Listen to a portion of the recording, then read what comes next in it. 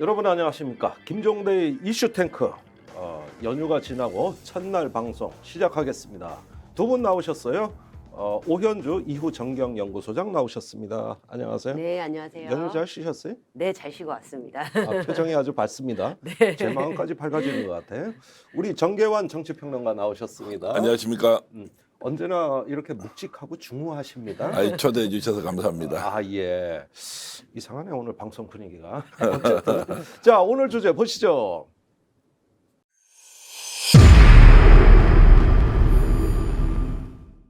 물음표가 있네요. 자, 이거 지금 제가 저번 방송에서도 지금 정치의 대량 살상 무기는 말이다. 말만한 대량 살상 무기가 없다. 이런 이야기 드렸는데 또 한 건 나왔습니다. 이재명 우길기가 한반도에 다시 걸릴 수도. 이 우길기 한반도에 걸릴 수도. 여는 북대변인이냐 맞불. 자, 지금 이렇게 보여지는 말들은 두 개의 말이 연이어진 건데 하나는 민주당 최고위원회에서 이재명 대표가 지금 윤석열 정부의 국방은 극단적 친일 국방이다 이렇게 말한 데 이어서 그 다음에 유튜브 방송에 나오셔가지고 한반도에 우길기가 걸릴 수도 있다 이렇게 하면서 처음 발언이 진정되는 게 아니라 계속 커지는 양상으로 이렇게 가는 것이죠. 이번엔 친일이란 말은 안 썼습니다만 우길기가 한반도에 걸릴 수도 있다. 이렇게 이야기를 했네요. 좀 보면은 이거 좀 뒤숭숭하죠? 많이 심각한 것 같습니다. 사태의 그 중요도에 비해서 지금 정쟁으로 너무 흐르는 측면이 있어서 그렇죠. 특히 이제 울릉도 근해에서 한미일이 군사 훈련을 했다고 하는 것 자체, 네. 일본이 단순히 이제 방어적 수단으로 자위대를 운용하는 것이 아니라 만약에 전쟁에 직접 참여할 수 있다는 것이면 일본 헌법 위반뿐만이 아니라 네. 그 뭐 다들 이제 기억하고 계시겠지만 그 태평양 전쟁, 2차 세계대전 이후에 전 세계가 일본의 전쟁 가는 국가를 원천적으로 막아놨지 않습니까? 네. 이걸 한국의 필요에 의해서 풀어준다. 이것은 굉장히 심각한 문제이기도 하고 그 내용을 국민들이 좀 소상하게 알면서 이것이 단순히 일본의 문제를 정쟁에 이용한다 아닌다의 문제가 아니라 네. 일본의 자위대가 전쟁을 할 수 있도록 할 것이냐 말 것이냐의 문제로 좀 좁혀서 깊이 있는 논의가 필요하다 이런 생각을 하고 있습니다. 그렇군요. 예, 사실 지금 말씀하신 내용이 문제의 본질인데 네. 너무 친일 반일 이렇게 이데올로기적인 용어로 채색되고 있어요. 말씀하신 건 뭐냐면 2014년부터 일본은 집단적 자위권을 행사합니다. 그러니까 집단적 자위권이라는 거는 전수방위라고 자국 영토가 방어하는 게 아니라 멀리 나가서 동맹국과 작전할 수 있다. 이게 집단적 자위권인데 이게 2014년에 들어왔어요. 그런데 평화헌법에서는 군대를 보유하지 아니하고 전쟁을 외교의 해결 수단으로 영원히 포기한다고 돼 있으니까 이 헌법하고 집단 자위권하고 안 맞는 거예요. 그래가지고 지금 헌법 개정이 또 추진되고 있어요. 이런 와중에 드디어 동해에서 이제 일본 자위대하고 합동훈련을 했다 그러니까 말 그대로 법으로 존재하던 집단적 자위권이 이제 실력 행사로 나타나고 있다. 이렇게 보면은 분명히 큰 변화가 맞긴 맞네. 네, 큰 변화라고 이제 생각할 수도 있는데 저는 조금 주목해서 네. 이것을 친일 국방이라고 할 수 있는가라는 거는 조금 다른 문제라고 생각을 하는데요. 예. 좀 요즘 말로 버튼 눌렸다 이런 표현을 쓸 수 있는데 일종의 트리거를 건드린 거라고 생각해요. 예. 그래서 한미일 군사훈련이 이전에도 있었는데 어쨌든 독도 근해에서 한 것은 굉장히 문제이고 그리고 뭐 이전에 없던 요격 훈련까지 한 것은 강화된 어떤 한미일 군사협력이라고 평가하면서 예. 일종의 우려를 전달할 수는 있겠으나 이것을 친일 국방이라고 하는 거는 전혀 다른 문제다. 네. 예를 들면 여야가 이제 정쟁의 이 도가니로 빠져들고 아무래도 있고 이데올로기적 용어니까 표현이 그렇단 말씀이죠. 네, 저는 사실관계를 정확하게 묘사한 표현이라기보다는 굉장히 단정적이고 우려를 현실화해서 뭔가 표현하는 굉장히 문제적인 언어다라고 판단을 하고 있고요. 네. 그렇기 때문에 좀 이게 사회를 통합하기보다는 오히려 분열로 몰아가고 있는 표현이 아닌가. 그래서 좀 신중하게 썼어야 되는 표현이 아닌가라는 그런 생각이 그지 들었습니다. 뭐 극단적 치는 이렇게 얘기 안 해도 지금 정계환 그 평론가님 말씀하신 저런 수준으로도 다 전달이 됐을 것 같은데 예, 표현에 대해서는 어떻게 생각하세요? 물론 이제 정치를 하니까 뭐 정치적 이해관계를 고려해서 특히 이제 친일이라고 하면 우리 확 먹히는 주제지 않습니까? 네. 이제 이렇게 해서 자극했을 측면도 있지만 그 자극의 정도보다는 이 사안이 갖고 있는 중대성이 더 저는 좀 논의가 돼야 될 것 아니냐. 조금 전에 네. 김종대 이제 진행자께서 말씀하셨지만 2014년도에 일본은 이제 집단 자위권 행사를 하겠다고 했고 자신들이 전쟁을 할 수 없다고 규정되어 있는 평화 헌법을 네. 이제 지금 개정하려고 하고 아베 신조가 지속적으로 추진을 하다가 결국 이제 일본 극우 정치인들은 이것이 일종의 목표처럼 돼 있고 네. 그러면 태평양 전쟁 자기들은 태평양 전쟁 우리는 2차 세계 대전에 대해서 진정어린 사과와 또 식민 지배에 대해서 반성을 하고 있지 않는 상황에서 네. 다시 전쟁을 할 수 있도록 한다는 것은 동북아가 굉장히 위험한 화약고가 될 수가 있다. 네. 그러면 북핵의 문제가 심각하게 우리의 안보를 위협하고 있지만 이것을 해결하는 수단이 그러면 강대강의 대치를 통해서 핵 보유를 각 국가가 하면서 이곳의 안정과 평화를 완전히 해칠 수도 있는 위험한 상황으로 갈 거냐 아니면 그래도 대화의 장에서 북한을 어떤 식으로든 설득하고 달래어서 비핵화로 갈 수 있는 프로세스를 진행할 것이냐는 것은 대한민국의 생존과 관련해서 매우 중요한 문제고 이것은 특정 다 해야 될 것 같은데. 그러니까요.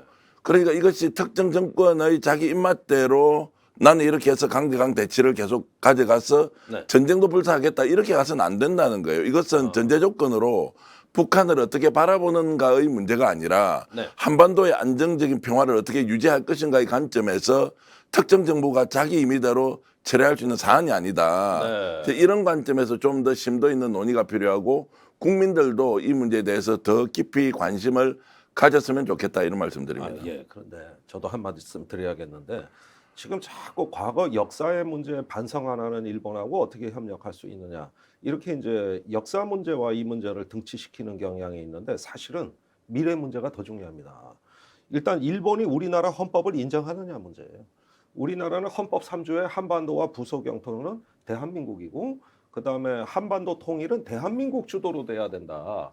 이런 입장인데 이건 미국도 이해를 하는 겁니다. 그런데 유독 일본은 북한과 남한은 별개의 주권 국가고 남한은 휴전선 이남에서 주권이 있는 나라지 북에 대해서 주권이 있는 나라가 아니다. 그래서 한반도 통일을 마치 바라지 않는 듯한 얘기를 해봤단 말이에요. 그러니까 옛날에 신라가 삼국 통일할 땐 당나라가 우방이고 동맹이었지. 근데 통일하니까 어떤가 이거예요. 그러니까 당나라가 적이 되잖아요. 일본이라는 존재가 당장의 북핵 위협에는 도움이 될지도 몰라요. 그러나 북핵을 넘어서 초월해서 우리가 미래 한반도 공동체 또 통일로 가야 되는데 일본이 과연 협조자냐? 일본이 우리나라 헌법을 인정할까? 오히려 국제법으로 가겠다. 그러면 북한은 별개 국가다. 이렇게 해가지고 한국이 무슨 권한으로 북한에 관여하냐? 이렇게 나올 수도 있는 거거든요. 이 문제에 대해 한일 간에 하나도 공감대가 없습니다. 단 한 번도 대화를 해본 적이 없어요. 그러니까 이제 한반도를 둘러싼 주변국이 영구분단 체제가 오히려 자신의 국익에 유리하냐. 대한민국이 남북이 통일이 되어서 한 국가로 가는 것이 유리한가에 대해서 이제 생각이 좀 다를 것 아닙니까? 달라요. 그래서 결국 일본이나 미국은 적정한 수준에서 긴장관계를 유지하면서 컨트롤하는 것이 가장 이상적이라고 보는 것이고 네. 남북이 한 국가가 되어서 뭔가 힘을 갖게 되면 오히려 동북아 질서 유지에 불리한 요소가 있기 때문에 네. 남북 통일에 대해서 적극적으로 지지한다거나 동조하지 않는 상황은 이제 우리가 좀 주의 깊게 봐야 한다 이렇게 볼 수 예, 있겠습니다. 그렇습니다. 사실 한일 관계를 정상화한다 그러는데 정상화라고 한다는 것은 대한민국의 국격과 정체성을 바로 세우고 그 바탕 위에서 주변국과 협력을 한다는 거지. 사실은 이재명 대표 저 말 나오기 전까지 무지한히 일본에 그냥 무조건 기어 들어갔잖아요. 뉴욕 가가지고 부르니까 가고 뭐 하고 또 일본이하고 관계 정상화라는 어떤 그 명분하에서 우리가 마치 모든 걸 일본에 올인하듯이 한미일 협력에 다 올인하듯이 해오니까 좀 보는 사람 열받을 수도 있잖아요. 그러니까 말이 좀 심하게 나간 거 아니에요? 네, 이렇게 한편으로는 민주당이나 이제 이재명 대표가 네. 이전에 한일 관계에 대한 어떤 이제 윤석열 정부의 태도 이런 것들에 대해서 강하게 이번 기회에 한번 비판을 하고 넘어가야겠다라고 생각을 했던 것 같습니다. 그리고 네. 또 하나는 이 정부가 친일 그 한일 관계에 있어서 굉장히 약한 고리를 가지고 있다라고 판단을 한 것 같아요. 이전에 말씀하신 것처럼 계속적으로 이제 일본에 굉장히 굴종적인 외교 태도를 가지고 있다라는 것들을 한꺼번에 이번 기회에 정확하게 국민들에게 보여줘야겠다라는 어떤 이재명 대표의 작심 발언이 아닌가라는 네. 예, 작심 발언도 저는 좋은데 지금 우리가 따져야 될 게 굉장히 많습니다. 과연 일본은 우리에게 어떤 존재인가? 그리고 관계 정상화를 한다 그러면 그 이유와 목적은 뭐고 한일 간에 공동의 그럼 이익이 있어야 관계 정상화 의미가 있는 건데 이런 부분 얘기를 하나도 없이 그냥 한쪽은 맹목적으로 협력하겠다 그러고 한쪽은 그것에 대해서 극단적인 친일이라 그러고 이게 뭐 대한민국의 공론 구조가 이렇게 허약해서야 되겠습니까? 이게 전말이 없어요. 기승전결이. 예?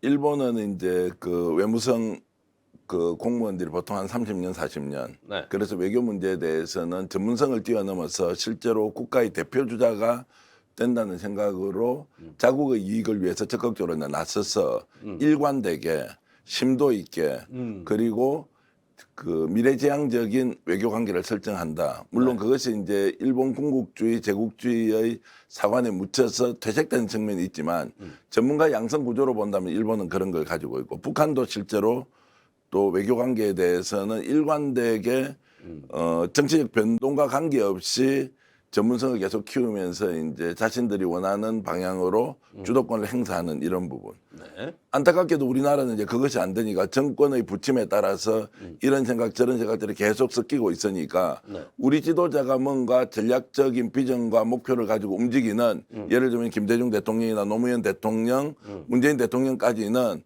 그런 부분이 충분히 숙지가 되어서 국가 운영 또는 국가의 미래 전략과 관련해서 외교 문제를 풀어가는데 네. 특히 윤석열 정부 들어와서 하는 행태를 보면 무조건이요. 여기는. 아마추어 중에서도 아마추어여서 왜 저걸 하는지 미국이 시켜서 일본에 쫓아가서 만나자고 한 것인지 아니면 당장 우리가 해결해야 될 현안 문제가 있어서 간 것인지 일본에서는 비웃고 조롱하고 한국에서는 야 이거 왜 이렇게 했냐고 비판하니까 너희들은 국익도 따지지 않고 오로지 윤석열 정부 공격만 하느냐는 식으로 또 국민들을 거꾸로 꾸짖어요. 네. 이제 이런 수준들을 보면 어떤 정부의 어떤 대통령이 외교 문제나 국가의 미래와 관련된 중장기 전략을 가지고 있는지를 극명하게 보여주는 사례다. 이번에 일본과 관련된 이 문제도 문제 제기하면 소상하게 설명해야 되니까 예. 설명을 해주면 될 거 아닙니까? 이 사람들은 80년대식 운동권 사고를 가져와서 또 친일 논란 부추기냐라고 막 뭉개버리는데 가만히 보니 그것은 본인들의 논리가 매우 취약하기 때문에 그냥 무조건 덮어씌우기다 이런 생각을 지울 수가 없습니다. 아니 이번에 자꾸 울릉도 부근이라 사실은 독도 부근에서 하는 훈련인데 몰래 했어요. 정부가 발표를 안 했다고. 그 이전에 나눈 내용은 뭐냐면 인수위 때부터 한미일 훈련은 합의된 게 없다. 대통령실 그랬죠. 인수위 그랬죠. 국방부가 그랬거든요. 근데 야당 의원에 의해서 발각이 된 거예요, 이게. 그래가지고 독도에서 한미일 그 대잠수함 훈련을 한다. 이렇게 발표가 된 거니까 사실은 몰래 하려고 그랬던 거예요, 이거. 몰래 하려고. 근데 이제 뭐 발표를 이제까지 2016년 이후에 한미일 군사훈련에 관해서 이제까지 발표한 바가 없기 때문에 최근에 이제 그 내용이 한 적도 없고. 네네, 한 적도 근데 한 적은 있다고 합니다. 아니 그건 발표했어요. 네네. 예, 그러니까 저기 제주도 남방에서 그 해난 구조 훈련하고 일본 경시청 그러니까 우리 해경하고 하는 거 군함 구조 훈련 이런 것들은 다 발표가 됐죠. 근데 이제 그 일각의 보도에 따르면 한 번 정도 동해상에서 훈련을 한 적이 있다라고 해요. 네, 있어요. 네, 근데 이제 문제는 다르다는 거죠. 이전에 그러니까 그 민주당이 주장하는 동해에서 한 번도 훈련을 한 적이 없고 이제까지 제주도 남방에서 했다. 이 얘기는 사실관계가 조금 다르다. 네. 이제라고 이제 이 여권에서는 주장하고 있고요. 어쨌든 동해에서 훈련을 한 적이 있다. 다만 동해에서 훈련을 했을 때 이렇게 독도 가까이에서 한 적은 없다라는 게 조금 이제 사실관계에 부합하는 것 같고요. 그리고 하나는 이전까지는 미사일 탐지나 추적을 하는 이 훈련이었기 때문에 사실상 방어 훈련에 가까웠다면 지금 하는 거는 요격 훈련이기 때문에 어쨌든 공격형 훈련으로 볼 수 있다. 그렇기 때문에 이전과는 다른 방식으로 이 일본의 자위대에 대한 어떤 이 한미 안보 협력을 넘어서 이후에 이 한미 군사 동맹까지 나아갈 수 있는 어떤 전초전을 낳아줬다. 알겠습니다. 이런 정도의 얘기를. 저기 네. 그 제가 진실을 밝혀드려야 될 것 네네네. 같은데 이게 그 과거에 했던 것은 그 미사일 경보 훈련, 그러니까 탐지 추적까지는 아니고 북한의 미사일이 발사됐다는 사이렌 울리는 걸 같이 수신하자. 네네네. 요 수준의 훈련이고, 그다음에 이제 저기 군대가 아닌 경찰이 참여하는 군함구조 수색 훈련. 예, 이건 인도주의 네네네네네. 훈련이고 이런 것들은 있었다는 거죠. 있었다는 건데 말씀하신 대로 미사일 요격까지는 그때 그 애시당초 목표에 없었습니다. 그런데 그 제가 그 독도에서 훈련한다는 거 언론에 까질 때 굉장히 방송 나가서 얘기 많이 한 게 있어요. 지금은 대잠수함 훈련인데 곧바로 미사일 방어 훈련을 할 겁니다. 네네네. 그게 준동맹으로 가는 거고, 그 다음에 미사일 방어 훈련도 내용이 어떻게 되냐면은 이제 한미일 공동의 교전 수칙을 만들고 공동 지휘 체계를 만들어 미사일 요격을 삼국이 국경을 초월해 같이 하자. 여기까지 밀어붙일 겁니다. 이게 제가 그 저 독도 훈련 나왔을 때 계속 방송 나가서 한 얘기거든요. 네. 그런데 불과 저 10월 5일 날 그 훈련이 된 거에 그 말한 지 이틀 후에 사흘 후에 실제 상황이 나온 거예요. 그러니까 애시당초 윤석열 정부는 일본하고 준동맹으로 가기 위한 어떤 미략 성격의 그 합의를 일본하고 다 해놓고 한일 정상회담이 급해진 겁니다. 정상 간의 관계 정상을 합의해야 여태까지 외교 국방 라인에서 해왔던 준동맹 성격의 그 미략들이 다 자연스러워지고 명분은 이 엄브렐러 이게 우산이 씌워지는 거거든. 그 캡을 씌우려고 정상회담을 그렇게 급하게 했던 거죠 이게. 그 좀 도발적일 수 있는데 제가 문제 제기를 좀 하면요. 예. 저 어제 미사일을 쐈습니다. 그러면 홋카이도하고 이제 일본 그 본토 열도 사이를 이렇게 지나가는 10월 4일 날 북한이 예. 쏜 IRBM 말씀하시는 예, 거예요. 예. 그럼 이게 대한민국 쪽이 뭐에서 보면 도발 맞습니까 아닙니까? 용어상으로 정리를 한번 해보자고요. 대한민국의 영해나 인근으로 쏘았던 미사일은 우리 쪽 도발이죠. 일본 쪽에서는 당연히 도발이라고 할 수 있죠. 네. 그럼 일본과 북한 사이에서 군사적 긴장이 고조되면서 갈등이 있어요. 그러면 대한민국이 나서서 막아줘야 됩니까? 능력도 안 돼요. 뭐 막고 싶어서 막아지나 그게. 아니 그런 문제가 아니라 저는 이제 원리적으로 좀 접근을 해보면 남북 간의 긴장 상태가 고조되어서 우리가 뭔가 방어를 해야 되는 것과 일본 열도나 태평양 쪽으로 날아가는 이 미사일에 대해서 예. 일본은 긴장하고 우리는 긴장할 수 있지만 우리가 용어 선택을 우리에게 도발을 했다고 할 거냐 말 거냐에 대한 부분으로 좀 따져보면 일본 문제라는 거예요. 그러면 일본이 한미일의 군사동맹 체제 구축을 통해서 자국을 방어하는 게 목적일 거 아니에요? 네. 대한민국을 방어해 주는 게 목적이 아니잖아요. 네네네. 왜냐면 일본은 혼자 막으려니까 너무 힘들고 미일 안보 체제는 돼 있고 여기에서 한국까지 들어오면 훨씬 더 좋겠죠. 근데 우리 쪽에서 보면 이렇게 생기는 긴장 구도에서 무조건 손해보게 돼 있지 않습니까? 네.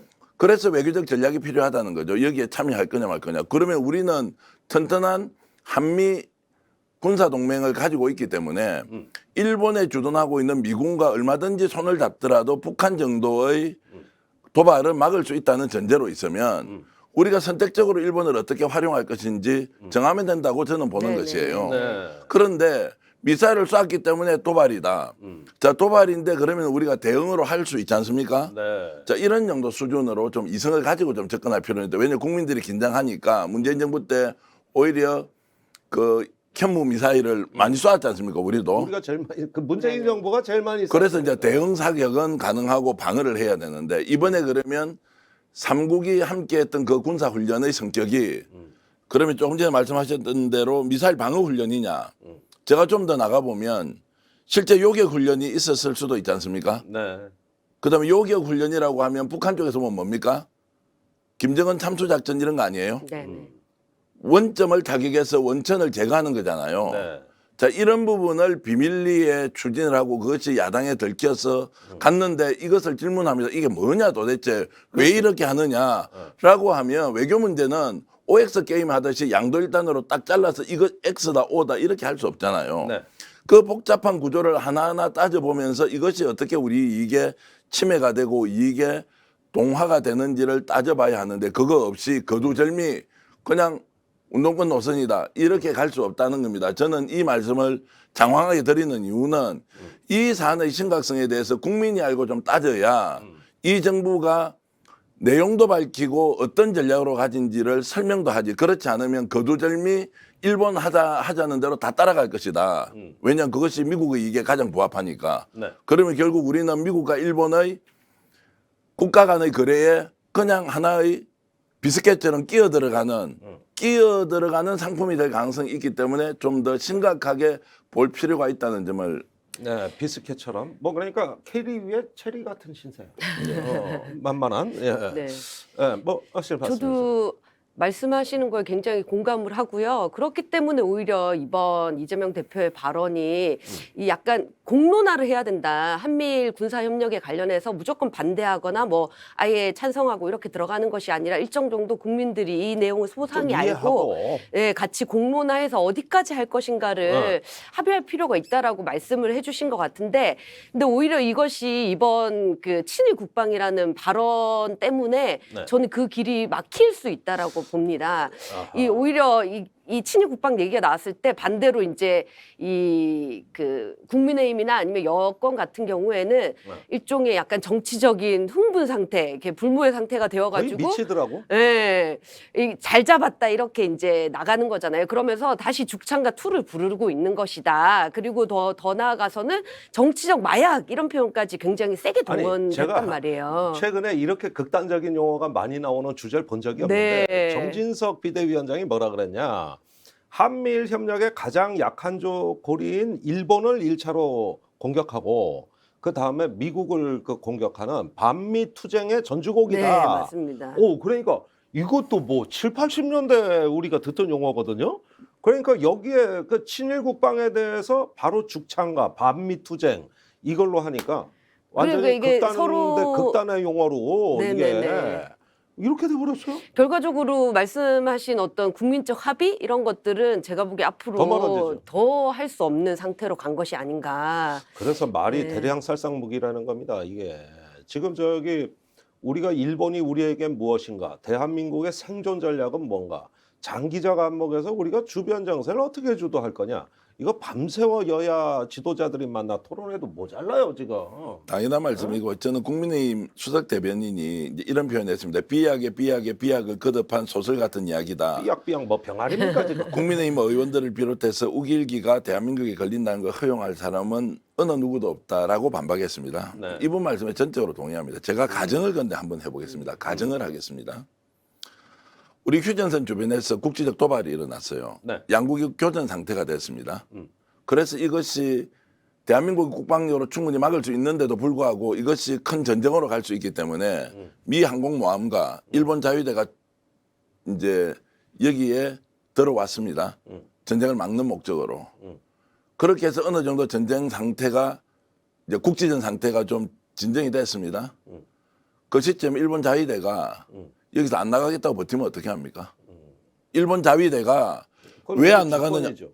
우리 주권인데 안 나가는 이유가 미국이 봤을 때 여기에서 자위대가 일시적으로 6개월에서 1년 동안 주둔하는 것이 북한 쪽의 2차, 3차 도발을 막고 동북아 평화를 유지하기 위해서 굉장히 필요한 기초적인 조치이기 때문에 양해를 해달라. 이렇게 요구를 하면 어떤 상황이 벌어집니까? 저는 제가 이 말씀은 소설같이 들릴 수 있지만 친일 전쟁 때 같이 되는 거네. 그러니까요. 제가 말씀드린 그때 것은 조선이 저 동학 농민 전쟁 그거 진압하려고 그러니까 일본 청나라 들어왔는데 안 나가고 버텨버리네. 그러니까 역사라는 것은 똑같이 반복되는 것은 아니지만 네. 지금은 우리 대한민국의 경제력이나 국력이 이 정도 되기 때문에 충분히 커버할 수 있고 또 동맹국으로서 일본이 잠깐 왔다 갈 수 있지. 이렇게 하지만 실제로 국제관계라는 것은 그렇지 않고 우리나라가 그것을 지킬 수 없는 위기 상황 또는 우리가 선출한 대통령이나 정부가 착오해서 야 이것이 불가피하게 필요한 거 아니냐, 그것이 북한을 억제하는 것이 도움이 더 되지 중요하다라고 생각해서 국민적 합의를 요구할 때 과거와 똑같습니다. 우리는 대한민국이 갈기갈기 찢어져 가지고요, 일본군 주둔시키자, 미국 있어야 사는 거 아니냐라는 것. 무슨 이야기 하느냐, 중장기적으로 우리는 남북이 통일하고 한반도가 단일 국가로 가기 위해서 불가피하게 우리의 힘으로 자주국방을 해야 된다라는 것이 필연적으로 갈등이 생길 수밖에 없잖아요. 아, 알겠습니다. 무슨 얘기인지. 이 정도까지 말씀드리겠습니다. 자, 한 가지 이런 우려들을 많이 말씀하시는데 더 현실적인 우려는 뭐냐 하면은 일본이 굳이 한반도 영해에 들어오지 않고 공해상에서 북한을 타격하는 경우입니다.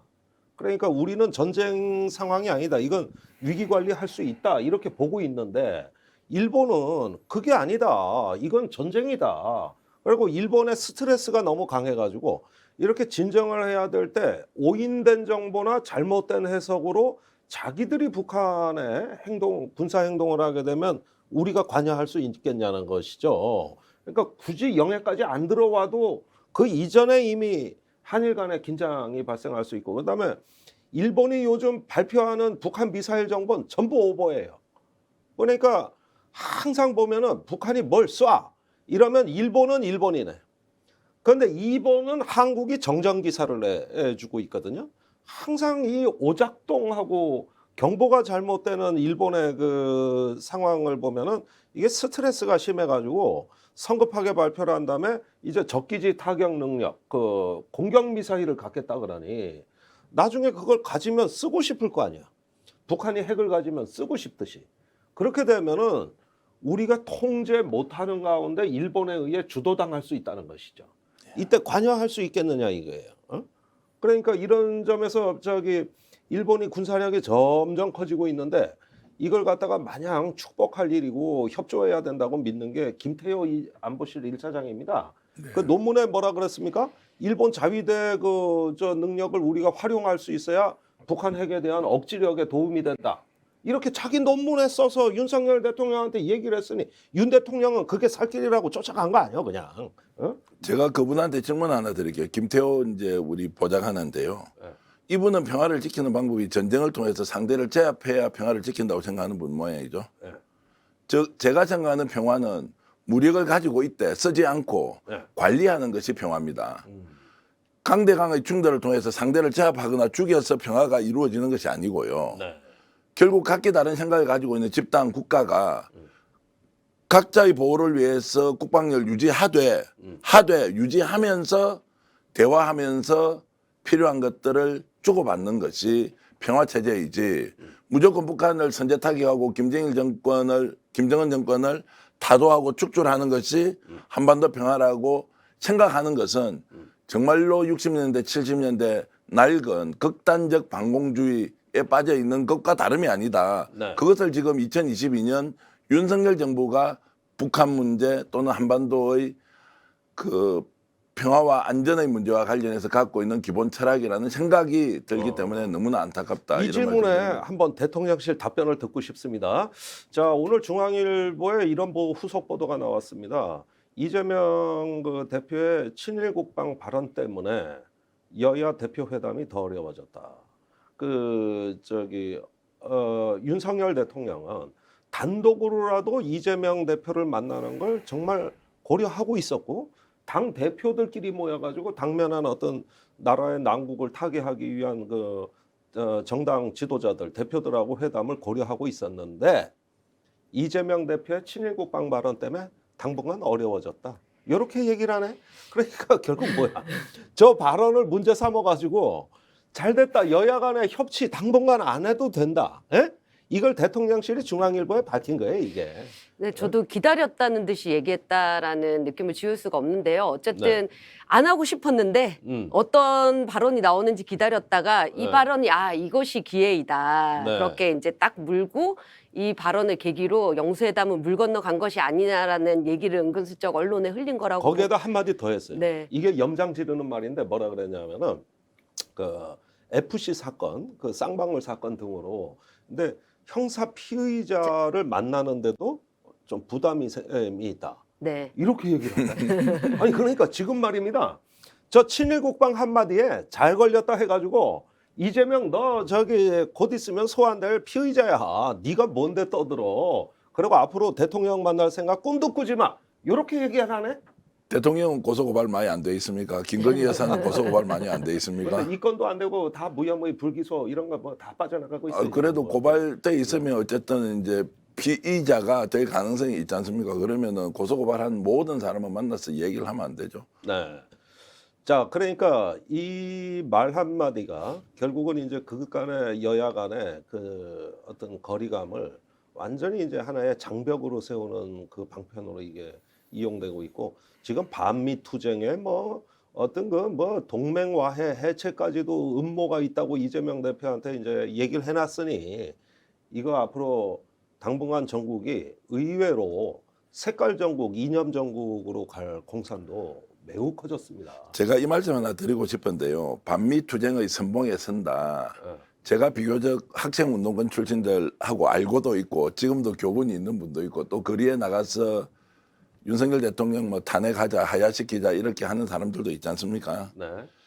그분들도 쓰지 않는 용어가 반미 투쟁의 선봉에 우리가 선다거나 이런 사람이 없습니다. 제가 비교적 균형감을 가지고 예. 좌쪽에 있는 분이든 우측에 있는 분이든 비교적 자주 만나서 예. 얘기를 들어보고 그분들이 과거 30년 전에 이런 생각을 설사 했다 하더라도 또 그런 분들은 또 NL 계열이기 때문에 운동권 중에서도 일부 정파였고요. 또 일부 정파는 PD 계열도 있었고 이분들 이미 자기 스스로 지적 성장을 거듭하면서 대한민국이 어떻게 가야 되는지 걱정을 많이 하는 네. 소시민이거나 시민운동가거나 또는 정치인이거나 이렇게 가 있는데요. 이분들이 지금 반일 그다음에 반미의 선봉장에 서서 대한민국을 좌파공화국으로 만든다거나 민문화원 점거하겠네. 그 대사관 점거 동성하겠네. 아니 그게 말이 됩니까? 그래 제가 웬만큼 84년 사건이죠. 예. 민문화원 웬만큼 말이 되는 글을 가지고 와서 상대를 공격해야 듣는 쪽에서도 아 이게 충분히 논쟁거리가 되겠구나. 아 이것은 논란의 여지가 있기 때문에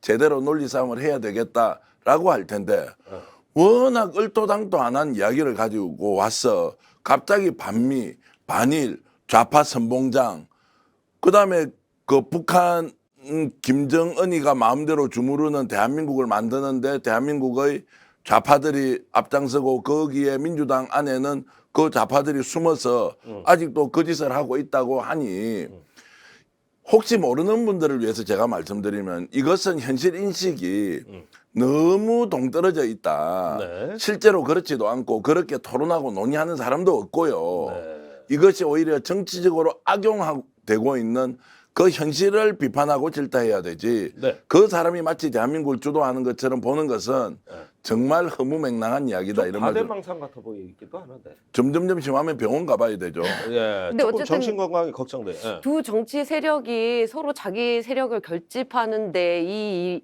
언어들을 서로 이용하고 있다라는 생각이 들어요. 그래서 반일이라고 이제 친일이라고 먼저 얘기한 이 이재명 그 대표 같은 경우도 지난 주말 이제 이런 얘기가 나왔는데 그 즈음에서 이렇게 뭐 문재인 정부 감사원 표적 감사 문제 논란이라던가 이런 것 때문에 굉장히 이 뭐라고 해야 되나 이 지지층이 다시 결집하는 모양새를 보여줬거든요. 네. 그렇기 때문에 이것을 더 공고히 하겠다. 그리고 윤석열 정부보다는 2배 가까운 어떤 당 지지세를 얻고 앞으로 계속적으로 공격을 하겠다라는 어떤 태세를 갖추는 모양새이기도 하고 윤석열 정부도 마찬가지로 이 기회로 다시 이 친일이라는 프레임을 다시 씌우기 시작하면 빨갱이 얘네들은 빨갱이다라는 거를 다시 얘기할 수 있는 어떤 반격의 기회가 되는 거거든요. 알겠습니다. 예. 예. 이게 또 어떤 그런 정치적 계산까지 있는지는 모르겠는데요. 이걸 한번 보시죠.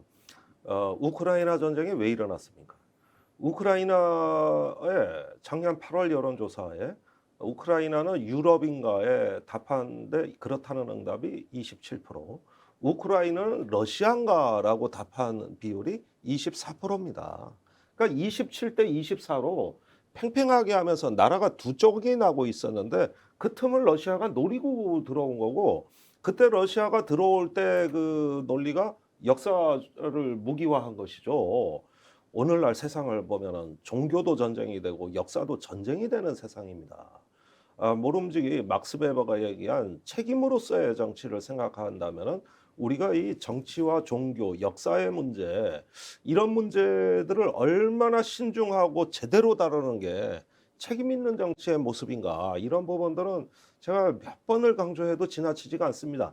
중동, 아프리카, 그다음에 중앙아시아하고 우크라이나에서 전쟁이 왜 일어났습니까? 결국 이런 면에서는 어떤 외교를 정치에 이용하려는 이런 어떤 또 맹목적인 어떤 정권과 그것을 비판하되 다소 조금 이데올로기적인 어떤 면에 치우치게 됐을 때 일단은 그분들의 잘잘못을 떠나가지고 조금 나라가 걱정된다. 이런 이야기는 하지 않을 수가 없습니다. 아이 저도 이거 뭐 조금 뭐 정파적인 어떤 색깔이 있는 사람인데 이렇게 싸잡아서 욕하는 저도 마음이 편치가 않습니다. 다시 정치가 조금 성찰해야 된다. 이런 말씀으로 이 주제 정리하고 다음 주제로 넘어가겠습니다. 보여주시죠. 검사 출신들의 막말 전쟁. 아우 오늘 말로 시작해 말로 끝나네. 자, 야 576돌 한글날 윤 비속어 권성동 막말 국민 통탄. 그다음에 권성동 윤 막말 비속어의 거짓 해명 한글날 국민 통탄. 그러니까 아 왜 막말을 해도 한글날에 이게 폭발을 하냐 이 얘기 같죠. 자 어떤 막말이 있었을까요? 좀 들으신 얘기들이 있습니까? 뭐 국민들이 더 잘 알고 있지 않습니까? 뭐 막말의 최선두 주자는 뭐 죄송합니다만 우리 대통령께서 해외 나가서 네. 뭐 이 땡땡부터 해가지고 이제 네. 비속어까지 쪽팔린다는 말을 썼고 대통령부터 그러니 뭐 볼 것도 아니 없죠, 그러니까 진짜. 뭐 그 주위에 있는 분들은 그것을 2차 가공해서 또 설명할 때 보면 네. 그 논리 포장이 참 국민들의 기본적인 눈높이하고 좀 너무 맞지 않아 가지고 네. 당황스러울 때가 한두 번이 아니었고요. 네. 제가 오늘 이제 저렇게 주제를 정한 걸 보니까 참 권성동 전 원내대표가 쏟아내는 네. 막말은 당신의 눈앞에는 국민들이 아예 없구나. 자기 하고 싶은 대로 막 이야기하면 결국 그것이 끌려오는 네. 일종의 권력이 갖고 있는 속성 중에 가장 악마적 속성. 즉 힘 있는 자가 행하는 모든 것은 정당화될 수 있다. 예. 라고 하는 그 본심이 있지 않고서는 이런 말을 계속 쏟아낼 수 있겠느냐. 네. 이런 생각이 들어서 비단 검사 출신뿐만이 아니고 그 친일 더 씌우기를 한다가 이제 뭡니까 이제 그 반미 더 씌우기 반일 더 씌우기 이런 쪽으로 하는 것까지 포함해서 보면 참 말이 너무 거칠고 많이 나가는 바람에 정치가 정말 이것을 어떻게 담아서 해결할지 심히 걱정이 된다 이런 말씀을 먼저 드립니다.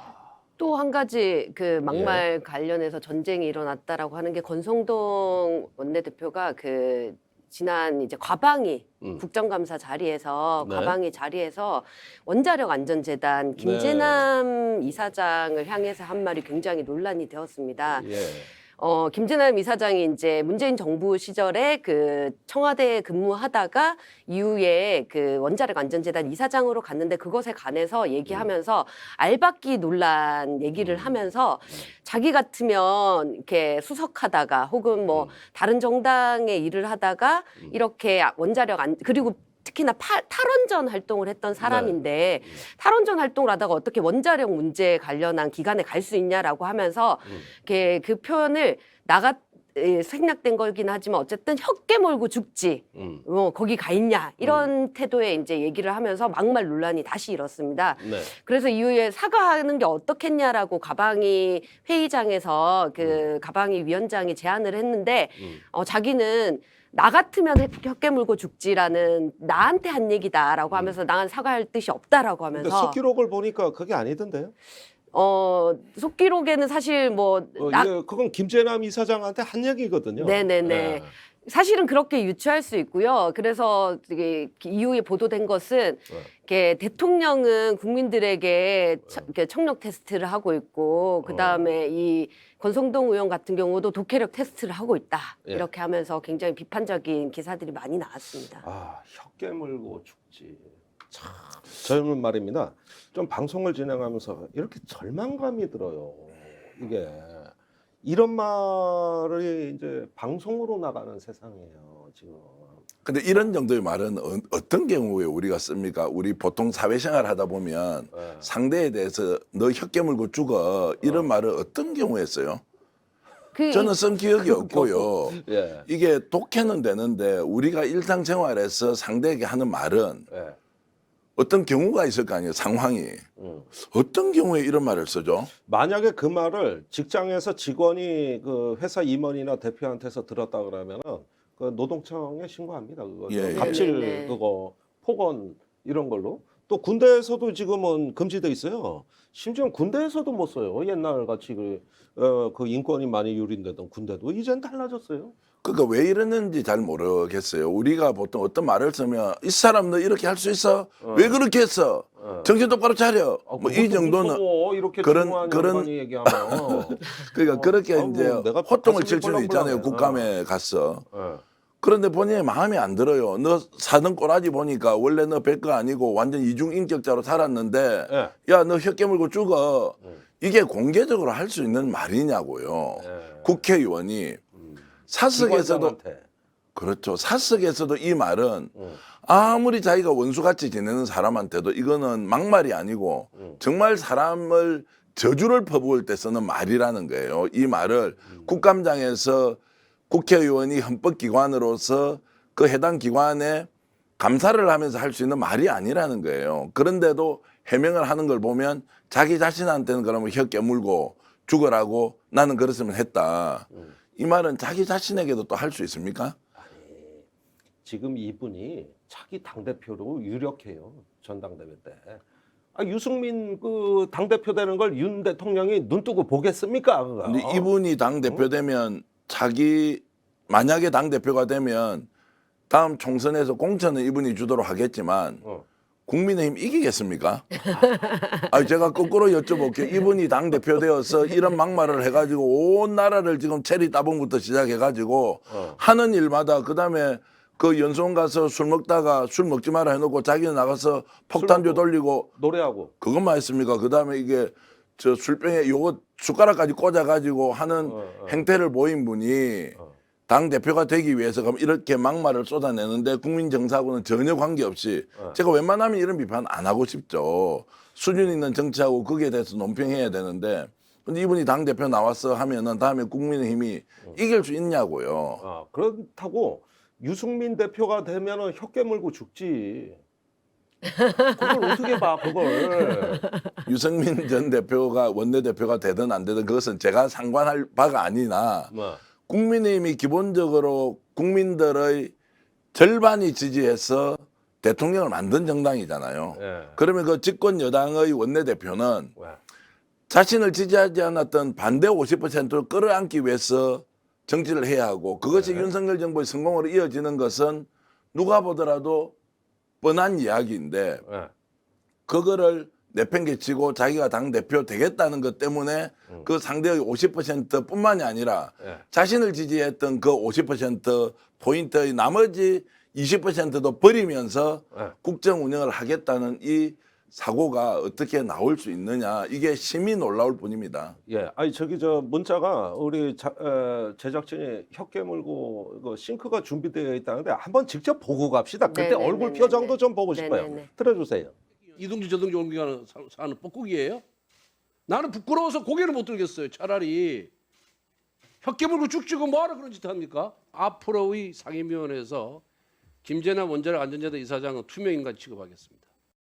와, 그 다음 말도 엄청난데, 와, 그 눈이 작아요 이분이. 근데 레이저 광선이 나와. 그런데 앞으로 투명인간 취급하겠다. 자, 이게 막말보다도 폭언에 가깝다는 느낌이 들어요. 이거는 거의 언어 폭력의 어떤 그 A급 수준, 예? 상당한 수준의 고강도 언어 테러, 도발, 폭언 같거든요. 사실 저 말이 이제 직역을 하면 뭐 단적으로 나가서 죽어라 약간 예. 요런 말하고 똑같은 거거든요. 그러니까 굉장히 심각한 폭언이라고 할 수 있고요. 예. 국회법에서도 사실은 상대방에게 아무리 국감장이고 국회의원이 질의할 권리가 있다라고 하더라도 예. 이런 식의 모욕을 주거나 폭언에 가까운 얘기들을 하면 이렇게 징계 규정은 없다 하더라도 예. 국회법에서 금지를 하고 있습니다. 그렇기 때문에 권성동 의원 같은 경우는 이 국회법을 어긴 거라고 스스로 만든 법을 어겼다라고 볼 수 있고요. 네, 그 윤리위에 제소가 됐어요. 윤리위에 제소가 되는데 저는 사실은 이런 문제는 국민의힘이 나서서 윤리위에 제소를 해야 되지 않나라는 생각이 들어요. 예. 근데 어느 순간부터 이 상대방에게 굉장히 이렇게 심각한 말을 하면 그것이 굉장히 지지자들에게 예. 이렇게 환호를 받기 때문에 이런 것들이 오히려 장려되지 않냐라는 생각에서 굉장히 문제가 그래, 심각하다라고. 노림수가 있다는 말씀이네요. 저게 네네. 그냥 나온 말이 아니다. 이 말씀 같이 들리는데 네네.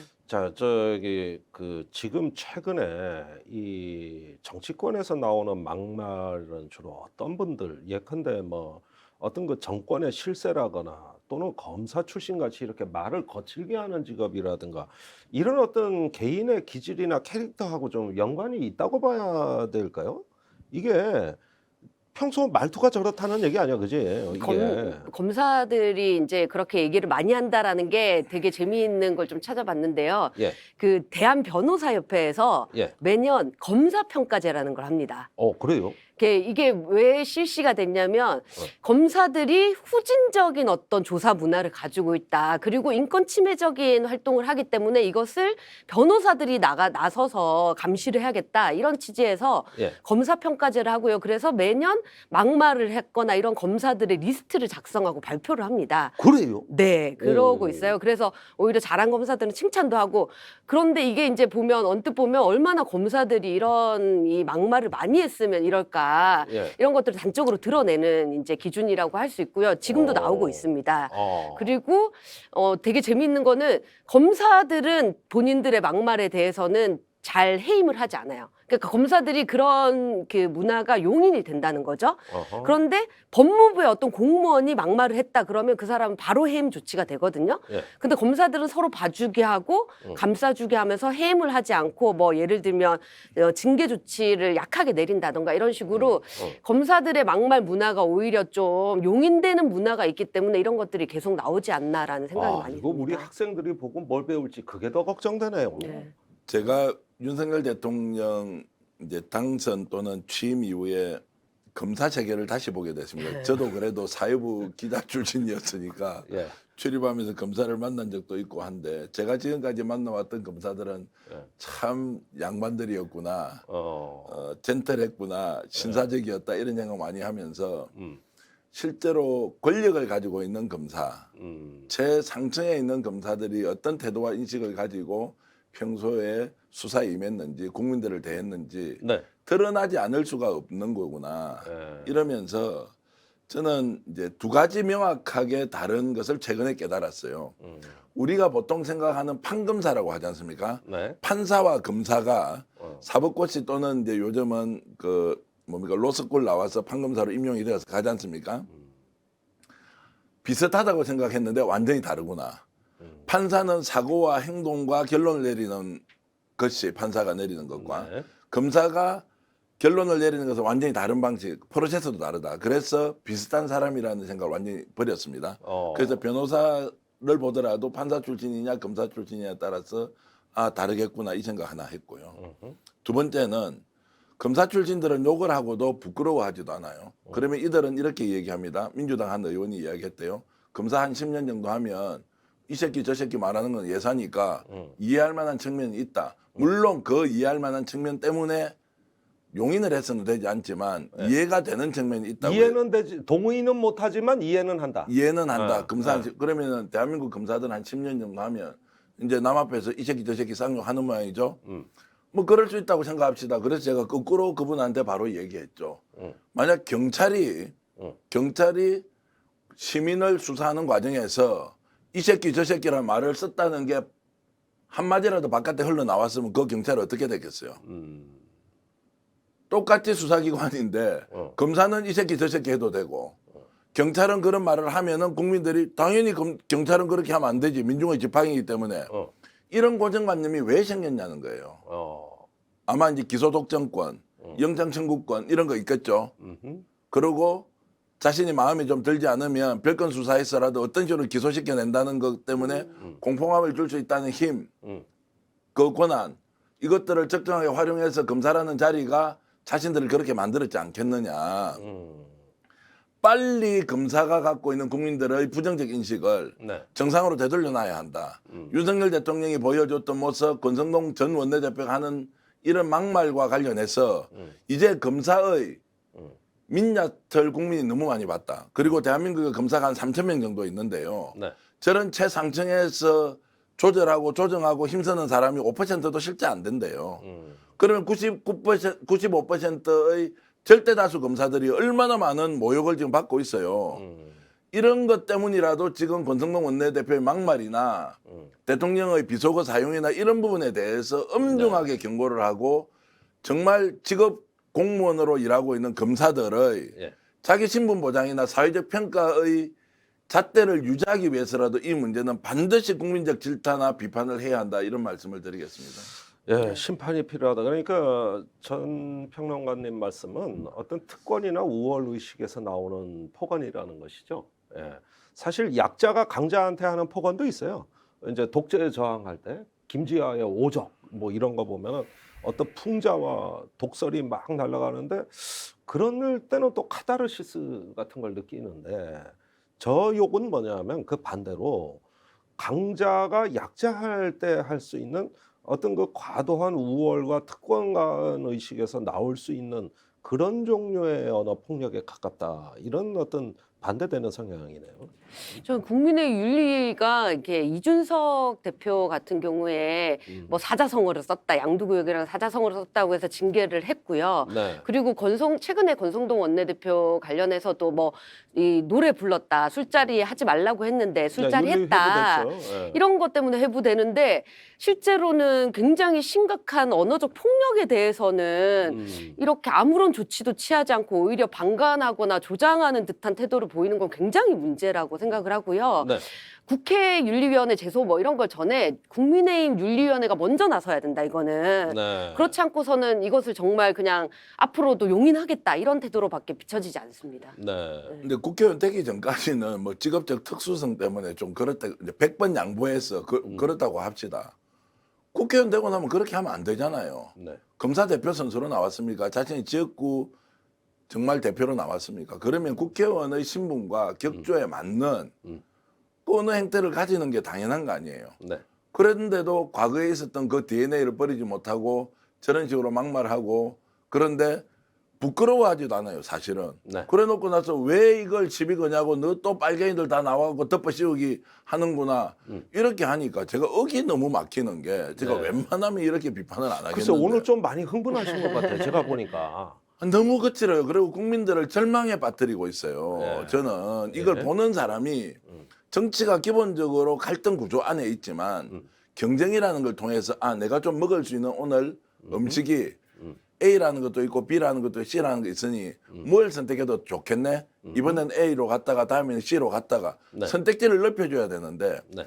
다 먹기 싫도록 만들어요. 그래놓고 더 먹기 싫은 놈을 버리도록 해서 어쩔 수 없이 하나를 잡도록 하는 저는 악마의 정치라고 생각하죠. 알겠습니다. 오늘 어째 좀 말이 거칠은 걸 뉴스로만 하다 보니까 제가 우리도 조금 거칩니까, 지금 그 좀? 마음의 정화가 필요한데 저 두 분 말입니다. 생각나는 시의 한 소절 있으면 소개해 주세요. 아 생각이 잘 나지 않는데요. 문제 좀 한 소절 해주시죠. 뭐 예. 네, 아무거나 생각나는 시에 있으면 한 소절만. 아름다운 구절. 내가 그의 이름을 불러주었을 때 그는 나의 괴로와 꽃이 되었다라는 게 김춘수 네네. 시인의 갑자기 그 시가 생각나는데 그러니까 이렇게 이름을 불러주면 꽃이 된다 이런 얘기가 좀 막말을 하지 않고 이렇게 고운 말이나 서로 간에 어떤 서로에게 존중이 꽃이 될수 있으면 있는. 네, 너무 꽃처럼 해석하지 아름다울 수 마세요. 있다. 시는 네. 너무 해석을 네. 깊게 하면 안 돼요. 네. 알아듣고 막 하늘을 우러러 한 점 부끄러움이 없도록 이 생각이 이제 제가 들어서 자기 양심에 좀 맞도록 행동해야지 언행일치라는 것의 중요성이 얼마나 우리 국민들에게 보는 관중에게 필요한지를 예. 다시 한 번 더 생각했으면 좋겠습니다. 예, 제가 이 부탁드린 이유가 오늘 하도 오염이 되는 것 같아서 예. 좀 말을 정화를 좀 네. 시켜주라. 내 여기 가난한 노래 씨앗을 뿌려라. 망고 뒤에 백마 타고 오는 초인이 있어 이 광야에서 목 놓아 부르게 하리라. 264의 광야의 마지막 구절입니다. 그러니까 어떻게 보면은 그 우리가 뭔가 이렇게 아름답고 웅장하게 그러면서도 어떤 우리의 열정을 한껏 끌어올려서 어떤 그 세상을 향해서 큰 품으로 할 수 있는 언어의 그 위대함이 존재한다는 것이죠. 그런데 왜 이런 말의 그 매력과 이 어떤 그 큰 힘을 믿질 못하고 막말에만 의지해야 정치가 되는 것이냐. 도대체 그렇게 될 수밖에 없는 정치. 그래서 이런 것들이 참 안타까워 가지고 좀 정리를 해봤습니다. 그리고 마지막으로 두 분께 한 말씀만 여쭙겠어요. 언제부터 우리 정치는 이렇게 됐고 앞으로의 막말로 이렇게 전면전이 가는 한국 정치가 어디로 가는 것이냐. 여야 간의 이제 영수회담이나 당대표 회담도 당분간은 물 건너 갔다. 그렇게 됐을 때 나라가 어려운데 어떻게 앞으로 정치를 전망해야 되는가. 이런 저는 것들, 이제 지금 현재 이제 국민의힘과 민주당, 보수정당, 그다음에 뭐 진보정당이라고 뭐 칭하겠습니다. 그 일종의 양극단이 적대적 공생관계를 유지하기 때문에 네. 오히려 자신의 정치적 외형을 확장시키기보다는 네. 잘 지키고 관리함으로써 충분히 일정한 영토를 계속 장악할 수 있다. 네. 이걸 경험적으로 보고 있지 않습니까? 그럼 첫 번째는 이번에 이렇게 되는 여러 가지 상황들의 뿌리에는 지금 양당 구조의 폐해가 그대로 드러나고 있다. 그러면 다음 총선에서 어떤 식으로든 대한민국이 다당제의 구도로 가서 다양한 목소리가 국회에서 국민의 이름으로 당겨야 한다는 건 하나 말씀드리고요. 두 번째는 뭐 국회의원의 자세 이렇게 거창하게 이야기할 필요도 없습니다. 저는 권성동 원내대표가 하시는 거 보면 네. 저분은 국민을 믿지 않는다. 자신의 유권자도 믿지 않는다. 그리고 더 중요한 것은 자기 자신도 믿지 않을 거다. 왜냐하면 사람이 기본적으로 상대에게 신뢰를 하면 그 신뢰 지수가 100%가 아니라도 1%의 신뢰 지수를 어떻게 2%, 5%, 20%, 50%로 높일 것인지 끊임없이 노력하게 되어 있습니다. 그때는 네. 반드시 자신의 진심이 담겨야 상대가 이해도 하고 수용을 해준단 말이죠. 네. 그런데 그렇게 훈련이 되어 있지 않을 거다. 그러면 세상 누구도 믿지 않기 때문에 자기 자신도 믿지 않을 수 있다. 네. 뭐 그분의 마음에는 제가 들어가 볼 수가 없는 것이지만 그러면 국민을 믿지 않고 자신이 갖고 있는 정치적 지향을 더 확장적으로 만들어가지 않는 사람에게 네. 과연 우리가 신뢰를 주고 저를 대신해서 정치를 해주세요라고 할 필요가 있느냐. 네. 이런 것들은 단순히 권성동 전 원내대표를 통해서 그 지역구만 보는 것이 아니라 네. 내가 뽑아준 선량들, 국회의원들 이 어떻게 지금 하고 있는지를 국민들이 각자의 위치에서 자신들이 대신하게 한 그 사람들이 어떻게 하는지를 저런 막말 파동을 통해서 우리가 다시 한 번 더 살펴봐야 한다는 말씀을 드리겠습니다. 지금 2017년에 당시에 분노와 하염 뭐 이런 얘기들이 나왔었잖아요. 네, 트럼프 그래서 대통령이죠. 네, 굉장히 이렇게 이 북미 관계나 이 냉전 신냉전이 다시 오는 것이 아닌가, 그리고 핵실험이 핵위기가 다시 오는 것이 아닌가라는 국민들의 불안이 굉장히 심각하다고 봅니다. 그래서 네. 저는 이 얘기를 드리고 싶은데, 아인슈타인이 이제 이 같은 행동을 반복하면서 다른 결과를 바라는 것만큼 어리석은 일이 없다라는 얘기를 했는데요. 당시에 그 2017년에는 이렇게 대한민국이 적극적으로 나서서 중재를 하려는 노력이 있었습니다. 그렇게 해서 이 북미 정상회담 이런 것들이 이루어졌잖아요. 네. 그런데 지금은 오히려 이 윤석열 정부가 아무런 조치를 이렇게 중재를 나서지 않고 있는 것이 다른 결과를 가져올까 봐 굉장히 걱정, 우려스럽다라는 생각이 들고요. 적극적으로 좀 행동에 나서야 될 시점이 아닌가라는 말씀을 드리고 싶고, 마찬가지로 막말이라는 것도 마찬가지입니다. 네. 이렇게 뭐 이런 막말을 계속하면서 그 전국이 좀 이렇게 제대로 흘러가길 바라는 것은 굉장히 어리석은 일인 것 같아요. 그래서 조금 더 정치권이 막말이라는 것도 죽이면 이렇게 좀 사그러들게 하면서 전국의 해법을 찾아 나가야 되지 않을까. 알겠습니다. 생각을 합니다. 자, 어쨌든지 간에 이제는 대화를 시작하면 막말은 없어집니다. 대화를 안 하니까 막말이 있는 거예요. 이 말 누가 했는가 한번 퀴즈 한번 내드리겠습니다. 농민들은 욕을 내뱉고 몽둥이로 다스려야 한다. 그것이 바로 질서다. 누가 한 얘기일까요? 농민들을 향해서 이렇게 폭언, 그다음에 몽둥이 찜질을 해야 된다는, 놀라지 마십시오. 독일의 종교개혁가 마르틴 루터가 한 말입니다.